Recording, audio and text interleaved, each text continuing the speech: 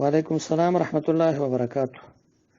یو سوال کړی دی د قبر په سر او خپو باندې تلاوت کول د سورته بقره اولنی او آخري آیاتونه، نو دا ثابت دی په حدیث باندې. آثار سنن کې روایت نقل دی یو صحابي وفات کېده، نو هغه دا وصیت وکړ چې کله زه وفات شم د بقره اول او آخر تاسو تلاوت کړئ زما په قبر باندې. او دغه حدیث صحیح حدیث ده. امام حیثمی رحمت الله علیه چې هغه د حدیثو امام ده، محدث ده، هغه فرمای دا حدیث دا په صحیح سند باندې ثابت ده. آثار سنن کې نقل ده او نور کتابونو د حدیث کې نقل ده. یو بل سوال کړی دی، وای بعض خلک په قبرونو باندې بوټي کری او وای چې دا بوټي سنا وای.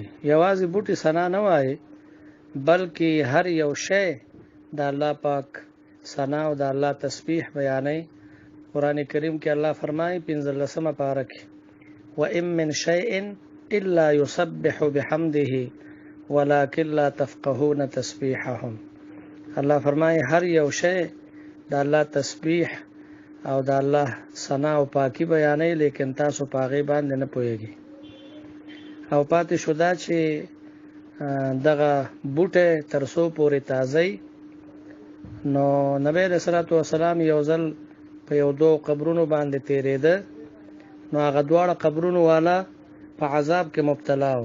یو د تشو بولو نه ځان نه ساته، او دویم داسې و چې هغه به چغلي کوله، یعنی د یو خبرې به یو توړي او د بل خبرې به بل توړي. نو نبی رسول الله فرمایل دا دواړه د قبر والا په عذاب کې مبتلا دي.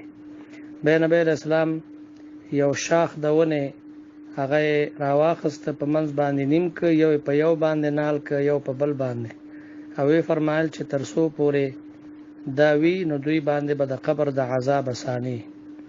خو هغه خصوصیت د نبی رسول الله والسلام دی، او هغه تعلق لري د معجزې د نبی رسول الله والسلام سره. نور عام قبرونو باندې دا حکم نه ده چې هغه قبر باندې یو شی نال کی، یو بوټه وغیرہ، په دغه عقیده باندې. البته دا ده چې بعض صحابه کرامو نه دا نقل دي چې هغه وفات کېدل، نو بعض صحابه او د هغه سره دنه په قبر کې بعض شنه لخت یا شنه بوټي هغه ور سره ایخي دي. نو بهر حال دنه په قبر کې کوي شنه لخت کې خدای شي، نو یو جواز قدر شته دی. او دغه زمونږ استاد محترم مولانا محمد حسن جان صاحب نور الله مرقده، هغه هم دغه صحابه او د عمل نه استدلال کو، او وی فرمایل چې عام خلکو ته به د دې بیان نه کیږي، البته که یو خاص کس تاسې وکړي نو جواز شته ده.